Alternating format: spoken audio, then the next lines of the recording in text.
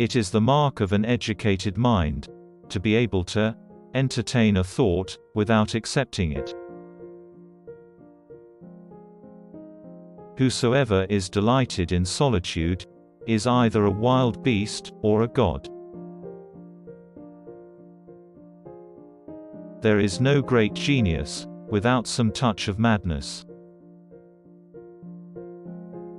Anybody can become angry, that is easy, but to be angry with the right person, and to the right degree, and at the right time, and for the right purpose, and in the right way, that is not within everybody's power, and is not easy.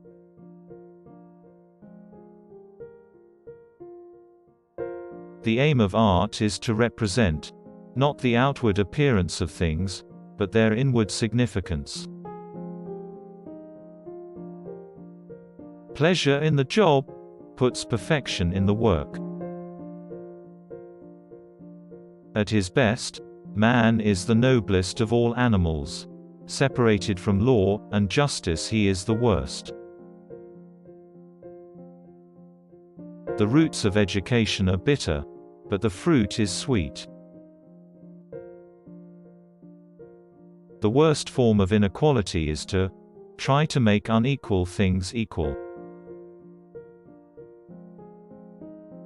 He who is unable to live in society, or who has no need, because he is sufficient for himself, must be either a beast or a god. The educated differ from the uneducated, as much as the living from the dead. The ultimate value of life depends upon awareness, and the power of contemplation, rather than upon mere survival. You will never do anything in this world without courage. It is the greatest quality of the mind, next to honor. The one exclusive sign of thorough knowledge is the power of teaching. Those who educate children well are more to be honored than they who produce them, for these only gave them life, those the art of living well. Moral excellence comes about as a result of habit. We become just by doing just acts, temperate by doing temperate acts, brave by doing brave acts. All human actions have one or more of these 7 causes: chance, nature, compulsions, habit, reason, passion, desire. Without friends, no one would choose to live, though he had all other goods. Wishing to be friends is quick work, but friendship is a slow ripening fruit. Man is a goal-seeking animal.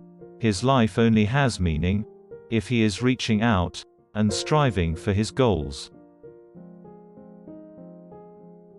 The least initial deviation from the truth is multiplied later 1,000-fold.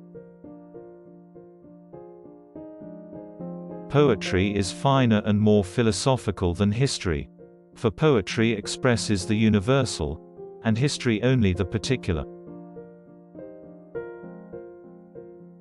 The wise man does not expose himself needlessly to danger, since there are few things for which he cares sufficiently, but he is willing, in great crises, to give even his life, knowing that under certain conditions, it is not worthwhile to live.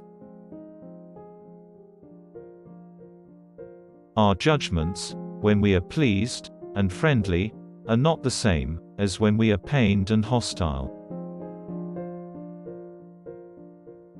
No notice is taken of a little evil, but when it increases it strikes the eye.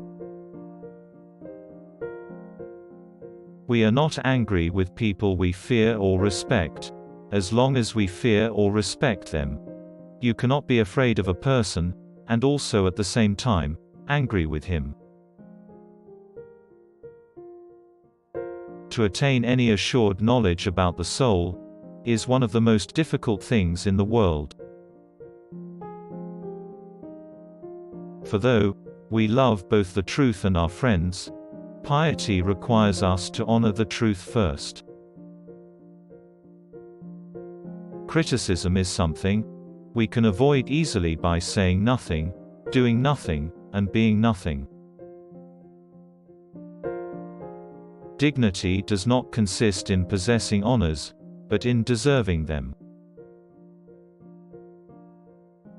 Educating the mind, without educating the heart, is no education at all.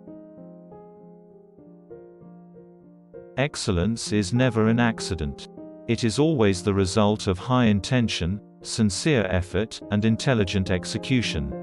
It represents the wise choice of many alternatives. Choice, not chance, determines your destiny.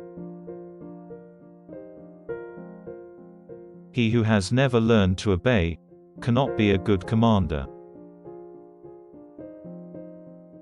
He who is to be a good ruler must have first been ruled. I count him braver who overcomes his desires than him who conquers his enemies, for the hardest victory is over self. It is during our darkest moments that we must focus to see the light.